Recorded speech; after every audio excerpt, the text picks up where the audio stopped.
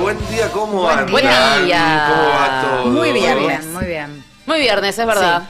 Bastante. Sí, por suerte.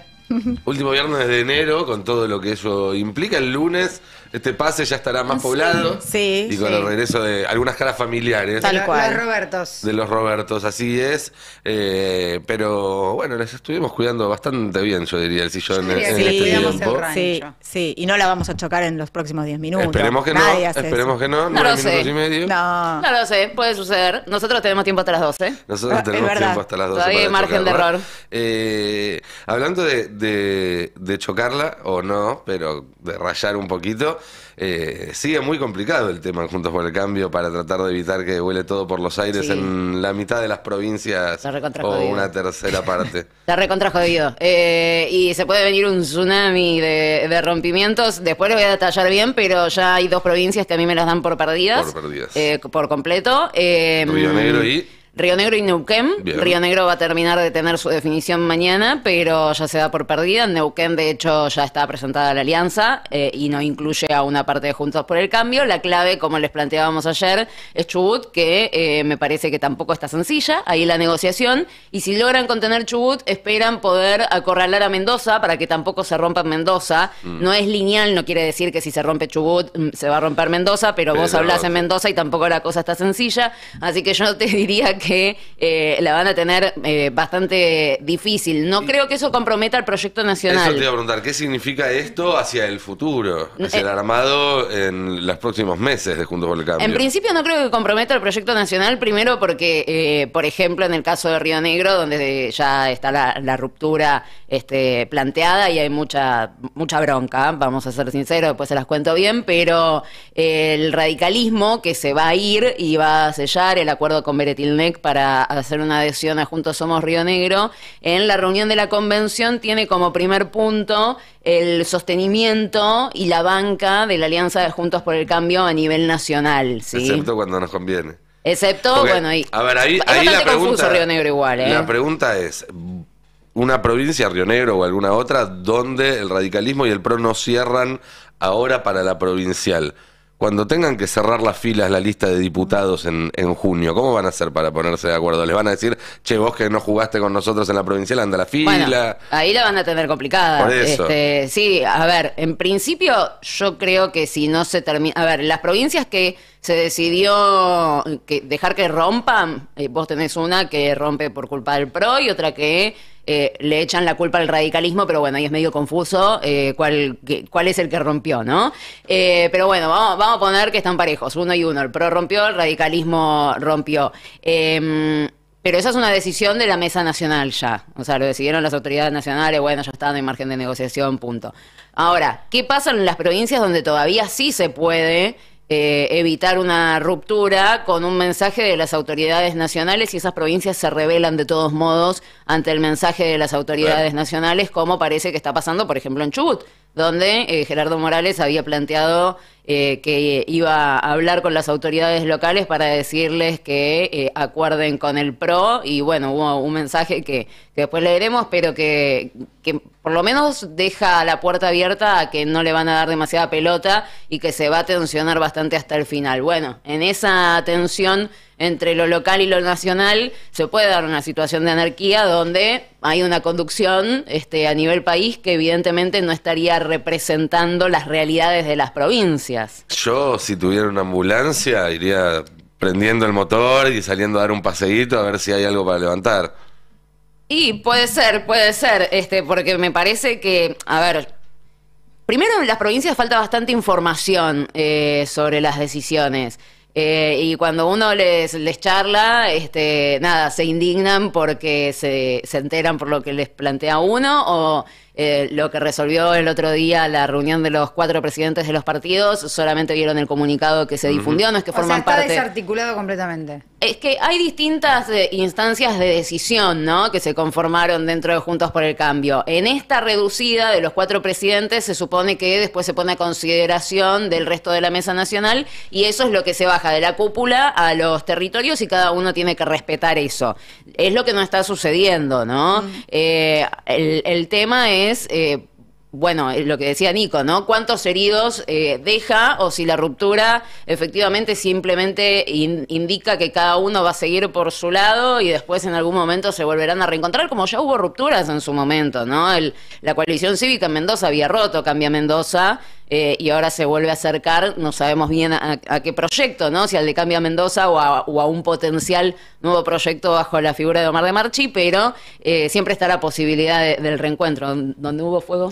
Sí, también tenés algunos que por ahí en lo local tienen esa habilidad, pero después tienen ciertas proyecciones que atañen a lo nacional. Digo, vos recién mencionabas a Gerardo Morales, Claro. Gobernador de Jujuy, que entre paréntesis hay que decir, se repudió muy fuertemente el operativo de seguridad que hizo en el velorio del hijo de Milagro Sala, Sí. presa política de su provincia. Digo, ahí también tenés a alguien que no juega solamente en lo local, que juega mucho más afuera de Jujuy que adentro, incluso porque Jujuy ya lo tiene básicamente resuelto.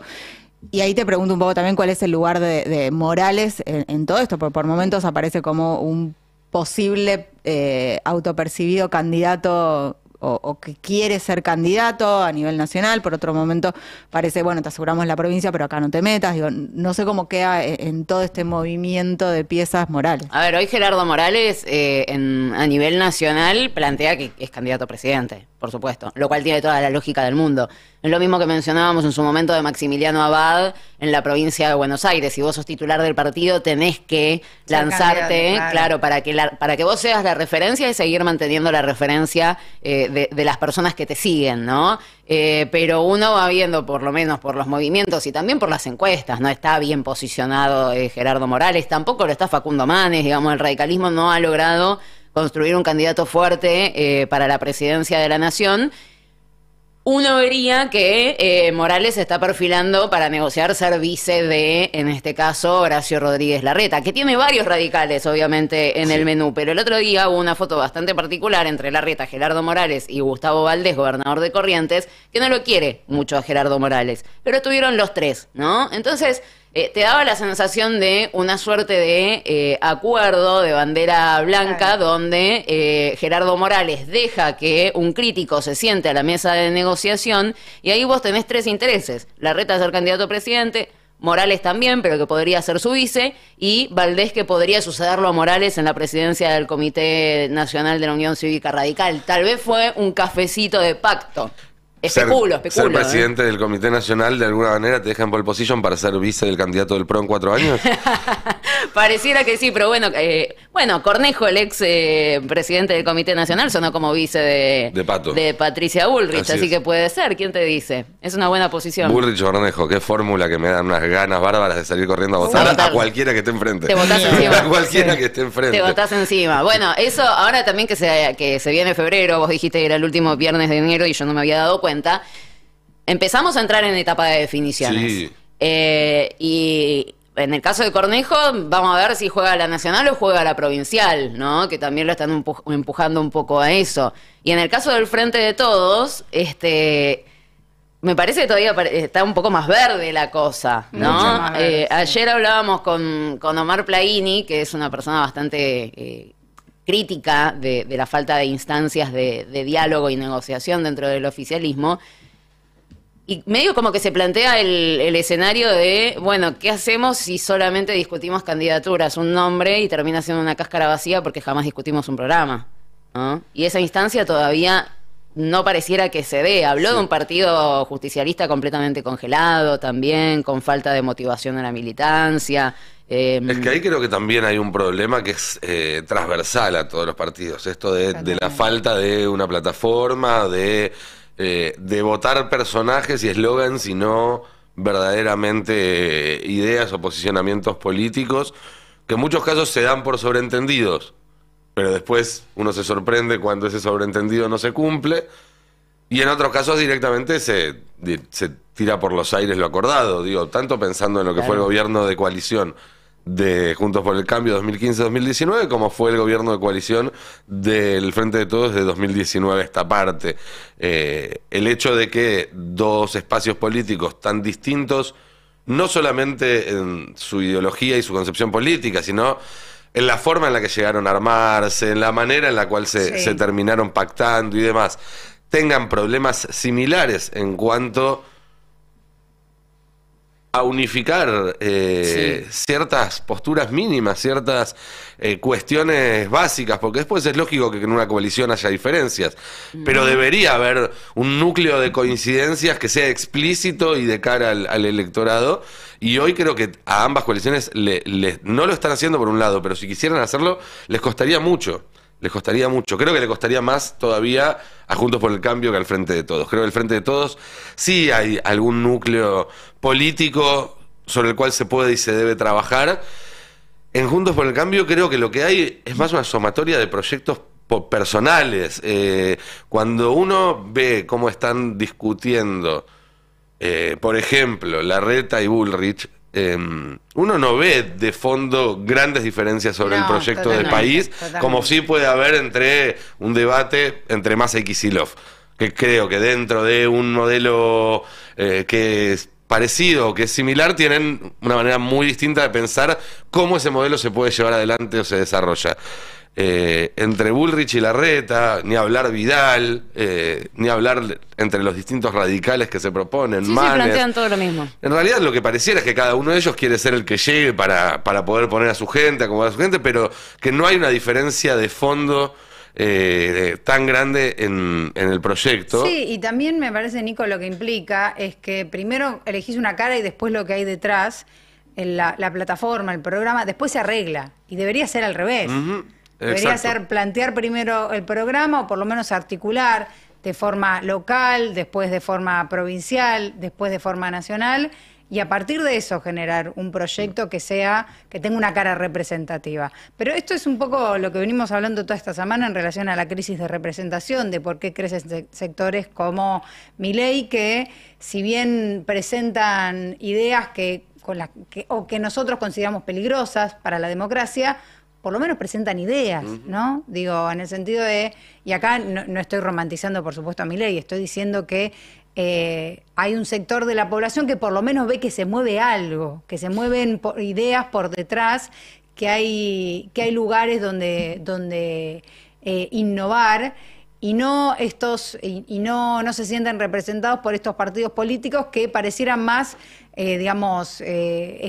espacios donde crecer de forma personal y no, digamos, donde discutir proyectos políticos. Eso es una gran crisis de representación de los partidos tradicionales que venimos viendo hace mucho tiempo y ahora de repente, con la cercanía de las elecciones, bueno, podemos vislumbrar más cuáles son las grietas, pero es un problema mucho más grande, es institucional. Sí, tal vez en esa línea que se planteaba, por un lado sí tenés un Juntos por el Cambio y todas sus derivaciones de nomenclatura, recuperando lo que fue la gestión de Mauricio Macri y sobre esa base planteando lo propio, ¿no? Y Mauricio Macri diciendo lo mismo pero recargado. En el caso de Cristina tenés ciertas puntas en las que ella ha dicho sus diferencias con este gobierno que ella misma integra, con lo cual podés pensar que una plataforma propia efectivamente va a distanciarse de ciertas cosas que en este momento para ella no están bien, ¿no? Los funcionarios que no funcionan, el no llegar a fin de mes, todas las cuestiones que viene planteando.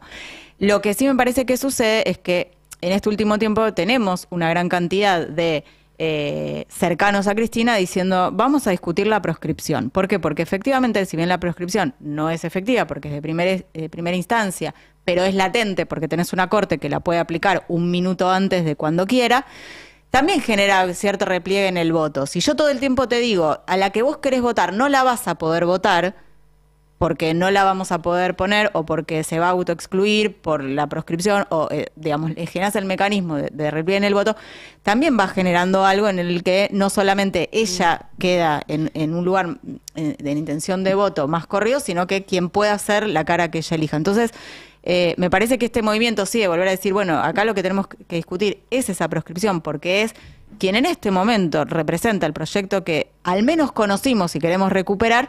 Me parece que es un movimiento válido, más allá de no poder tener hoy un nombre y un manual de programa. Sí. Igual el programa efectivamente lo necesitamos y sobre todo en lo económico, no quedan dudas.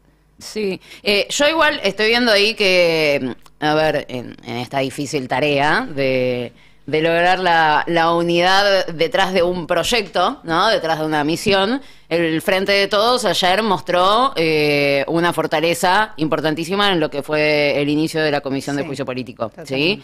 Y Juntos por el Cambio, lo planteábamos ayer, tiene sus diferencias respecto, digamos, internas, respecto de si cómo va a actuar la coalición cívica con el juicio político a Ricardo Lorenzetti, por ejemplo, ¿no? Que lo van a sostener, que van a argumentar a favor y que todavía no tienen definido el sentido del voto. Bueno, ayer vimos algo que no estaba en los planes de absolutamente nadie, porque Juntos por el Cambio había dicho que no iba a dar quórum y dio quórum, ¿sí? Entonces, llegó incluso antes que los diputados del Frente de Todos, dándole legitimidad al proceso de juicio político, porque lo avalaron y decidieron sentarse. Y además de todo eso, tampoco van a insistir, por lo menos de momento, con incorporar sus pedidos de juicio político. Sí, y es interesante porque cuando empezó esto del juicio político decíamos, o sea, aparecían quienes decían, che, esto no sirve para nada porque no están los votos.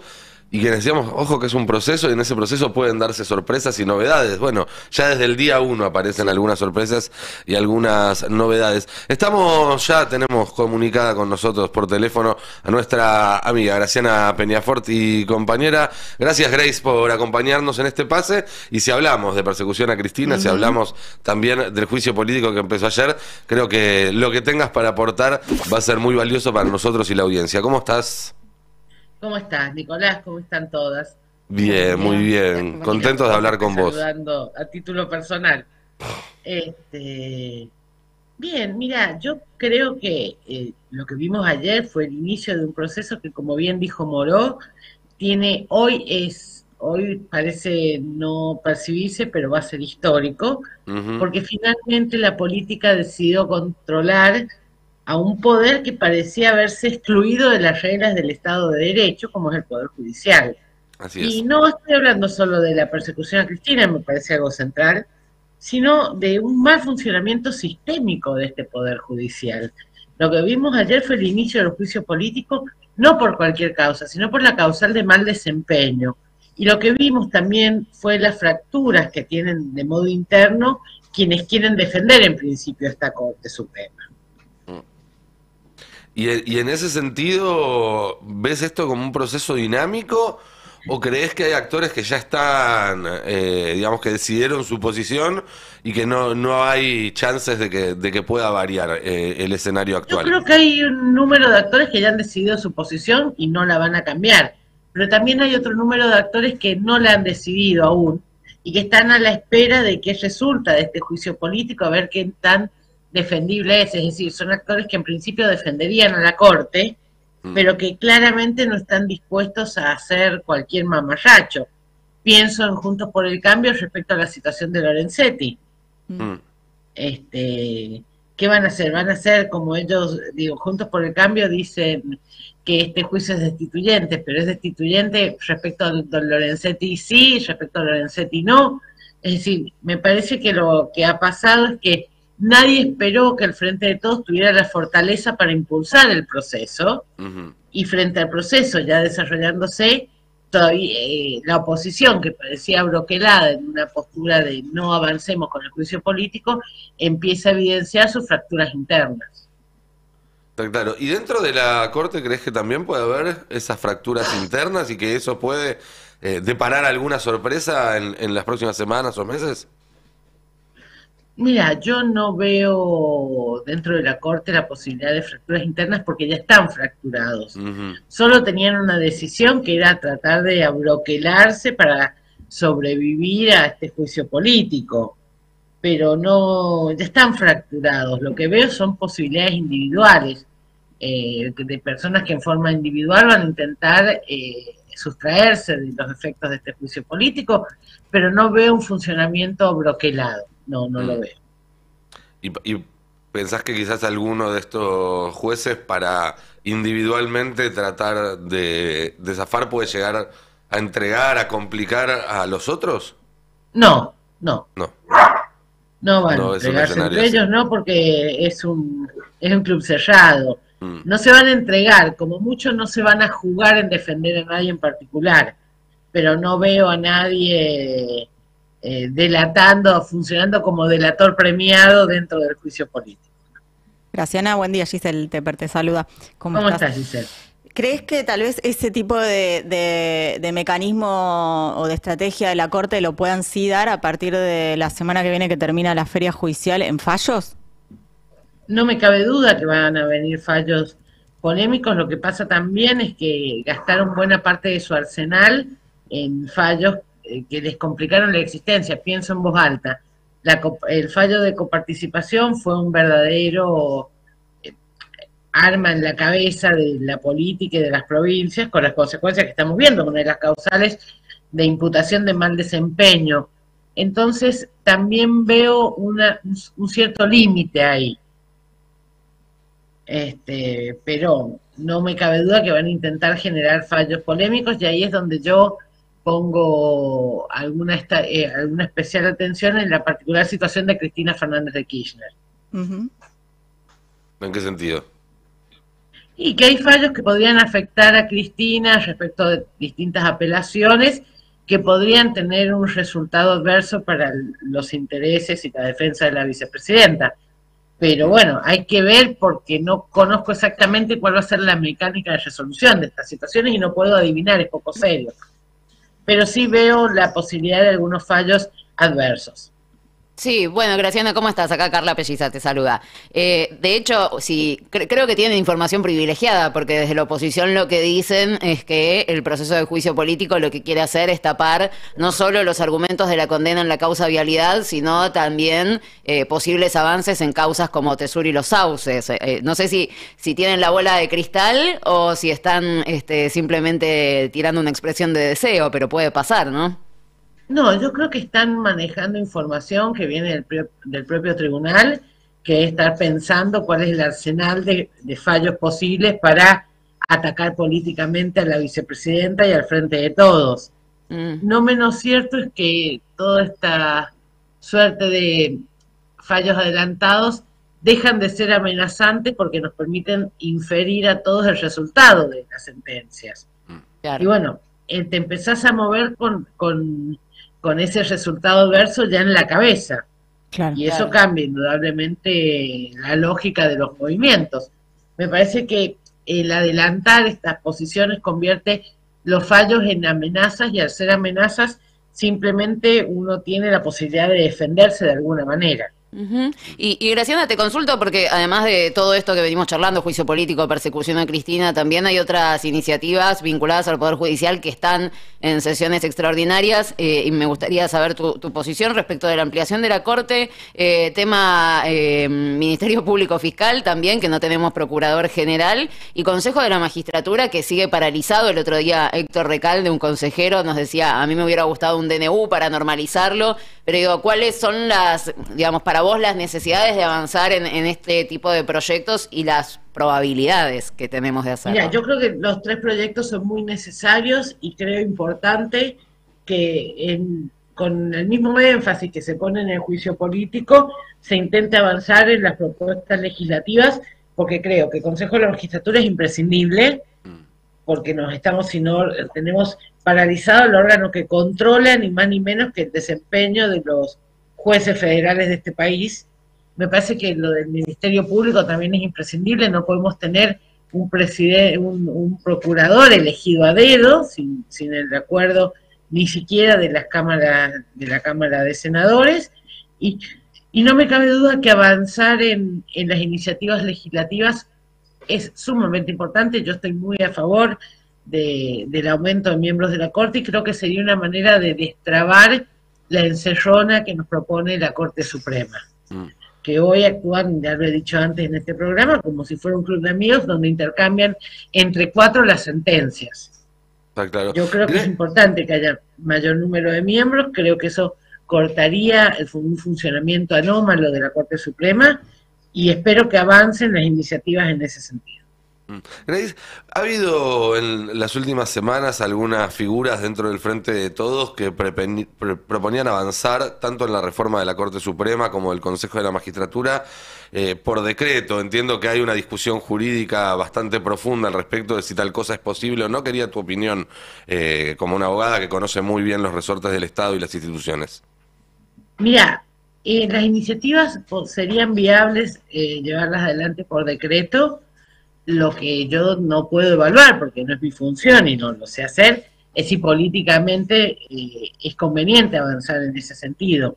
Esa es una evaluación que corresponde a quienes toman las decisiones, pero en términos jurídicos es viable avanzar por decreto, y creo que los decretos de necesidad y urgencia también están pensados para este tipo de circunstancias donde la discusión parlamentaria está detenida. Es decir, yo pienso que se crearon cuando el Congreso no puede sesionar, en este caso puede sesionar, pero no puede decidir porque no va a juntar quórum para sesionar por temas que no sean los específicos del juicio político. Entonces, me parece que sería viable. Lo que no puedo evaluar, no puedo decirlo porque se me escapa, es si es aconsejable que se haga por decreto, pero como posible es posible.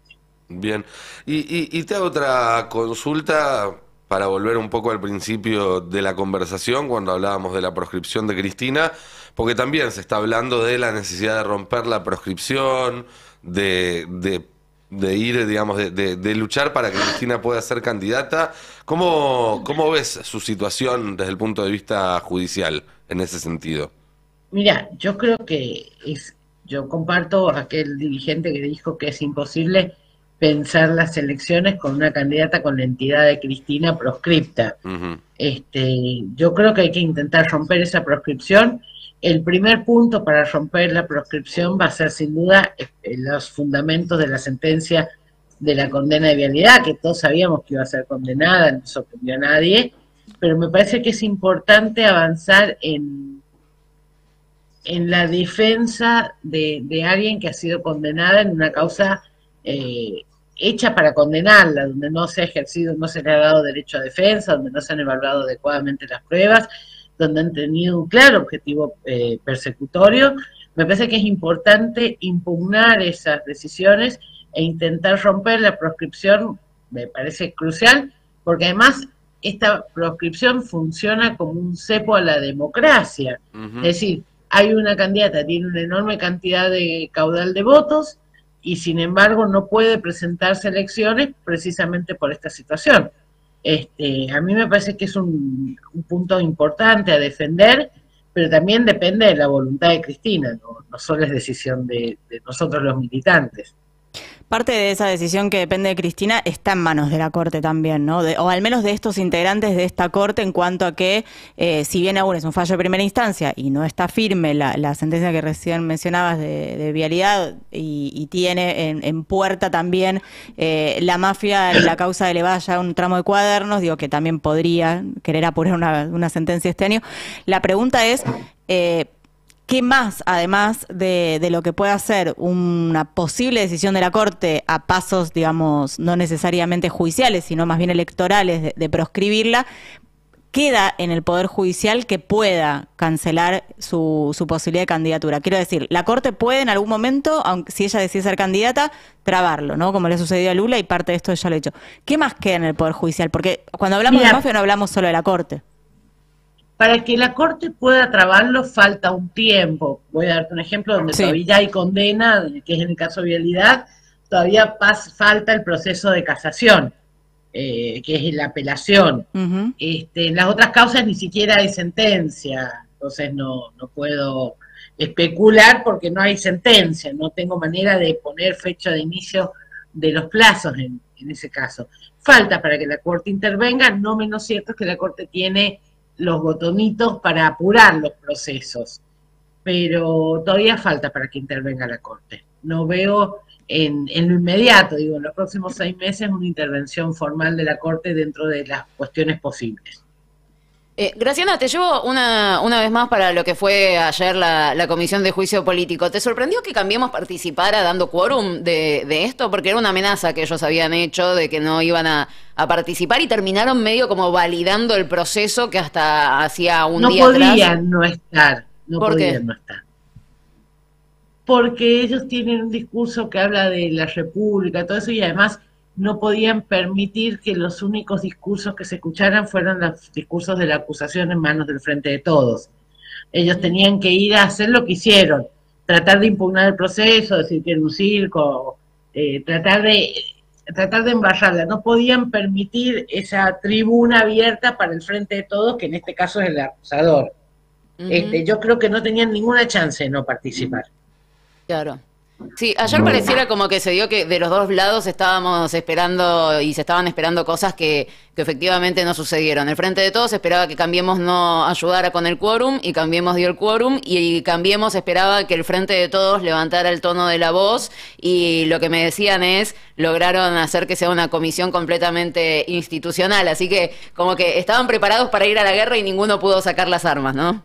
Mira, yo creo que la tarea que llevaron adelante Carolina Galear, Leopoldo Moro y Germán Martínez ayer fue para sacarse el sombrero, fue de una enorme maestría parlamentaria, no permitiendo la provocación. Yo recuerdo a Carolina diciendo, dejen por favor que termine el legislador que está hablando, o sea, llamando al orden, y me pareció claramente, yo por el contenido de los discursos de Juntos por el Cambio, creo que fueron a provocar, y se encontraron con un Frente de Todos muy enfocado en el objetivo, que es avanzar con el juicio político y no dejarse provocar. Te diría algo que mi abuela siempre decía, que para que haya una pelea tiene que haber un vivo que provoca y un tonto que se deja provocar. No me cabe duda que Juntos para el Cambio son vivos. Lo que tengo claro es que ayer el Frente de Todos no fue ningún tonto. Graciana, te mantengo dentro del tema, pero me corro apenas. La provincia de Buenos Aires presentó una denuncia esta semana en la Ciudad de La Plata que tramita el juez Alejo Ramos Padilla a Robles, a Silvio Robles y a Marcelo D'Alessandro. Y en línea de lo que pidió ya como medidas de prueba el juez Ramos Padilla, está la posibilidad de poner en evidencia lo que fue la no investigación o la obstrucción de investigación de esto del fiscal Stornelli. Me gustaría preguntarte un poco también por este personaje, ¿no? Que dentro de toda esta mafia tal vez nos quede un poco solapado, pero que tiene bastante implicancia. Mira, yo creo que la denuncia de la provincia, como la denuncia de todas las provincias, no es la primera, tiene un fundamento porque son las provincias las principales afectadas por un fallo que conocimos el año pasado, que fue el de coparticipación, que aparte es un fallo que desconoce la realidad. Dice, este fallo no va a afectar de modo alguno el dinero que reciben las provincias, y el lugar de donde sale el dinero es uno solo, así que sin duda afecta al resto de las provincias. Entonces, y de manera crucial, digo, hay provincias para las cuales su 0,5 de coparticipación es crucial para su desenvolvimiento económico. Entonces, me parece razonable que las provincias hayan denunciado esta situación donde vimos a un funcionario de la Corte Suprema discutir extremos de esta sentencia con un funcionario de Rodríguez Larreta. Me parece razonable, me parece que se puede acreditar el agravio, que está bien que se haya constituido en denunciantes, y la verdad es que veo que la investigación cae en manos de Ramos Padilla, quien ya ha llevado adelante exitosamente investigaciones complejas. Entonces soy un poco optimista, digamos, creo que hay alguna posibilidad de avance, y me parecen correctas las medidas de prueba que ordenó Ramos Padilla, en el sentido que pide la certificación de todas las causas, y de esa certificación va a resultar lo que ya todos sabemos, y es que algunas causas avanzaron más rápido, tendientes a la impunidad de los funcionarios, que algunas causas cuyas denuncias eran anteriores. Y esto va a surgir claramente de la certificación de las causas existentes. Está clarísimo, Grace. Muchísimas gracias, como siempre, para esta charla, por ayudarnos a entender lo que está pasando, y volvemos a hablar en cualquier momento. Bueno, cuídense mucho, chicos. Que tengas un lindo día y un buen fin de semana. Hablábamos con Graciana Peñafort, ¿sí? Amiga, compañera y una voz de mucha autoridad en temas jurídicos para ayudarnos a entender un poco todo esto que está pasando. Sí, te sumo a eso que charlábamos de la dinámica que se dio ayer del juicio político, porque me gusta mucho esta frase que dijo Graciana. Ellos pueden ser muy vivos, pero el Frente de Todos ayer no fue para nada tonto. ¿Y sabes qué es lo que se vio de la gente que estuvo presente en la comisión de juicio político? Y uno también cuando pedía balances y en el tono de voz de Juntos por el Cambio, primero que no tenían ganas de estar ahí, ¿sí? Que es como me cortaron las vacaciones, déjame estar en Pinamar, y no tenían ganas de estar ahí. Pero el síndrome Lorenzino, ¿no? ¿Me quiero ir? Puede ser. Pero segundo, algo que se veía en la previa, no sé si lo conversamos explícitamente, pero medio como que se sentía.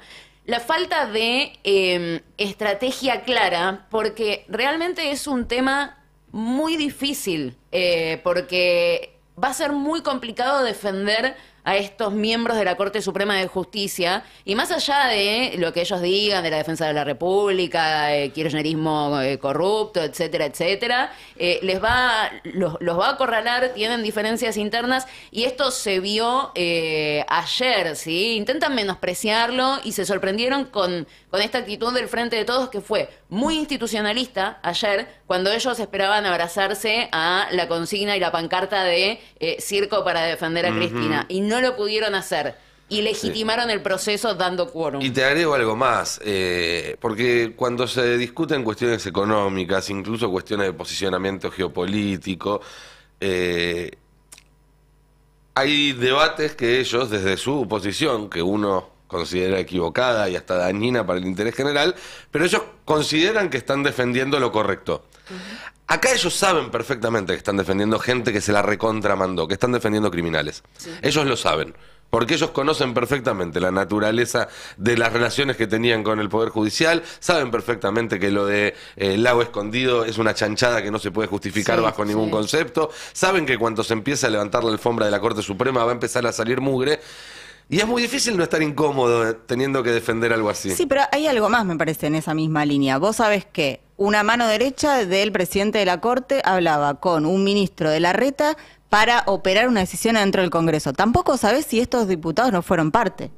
Alguno habrá sido parte, otro se puede sentir también usado de alguna manera. Pueden no ser parte, pero son cómplices igual. No, digo parte en el sentido de la operación, opresión, extorsión, no sé, el mecanismo que hayan activado a través de todo esto les haya llegado y hayan sabido, tampoco es desconocido, pero me parece que la preocupación, bueno, y lo que decimos siempre, ¿no? Todo lo que todavía no sabemos, y saben que no sabemos, pero existe. Pero ellos sí saben. Claro. O por lo menos intuyen que está allí. Chicas, gracias por todos estos pases durante el mes y pico que estuvimos. Pases de enero. Pases de enero y un poco de diciembre también. Es verdad. El lunes retomaremos la costumbre de charlar con los dos Robertos y el resto de los equipos de Caballero de Día y Navarro 2023, pero sin ninguna duda ha sido muy entretenido y esperamos que haberle aportado a nuestra audiencia algo durante estas mañanas. Así que tengan un gran finde y nos volvemos a ver el lunes. Vos, como igualmente, siempre te digo, chicos, Carla, te quedás, no te vas a ningún lado. No me muevo. Un país unido por la radio.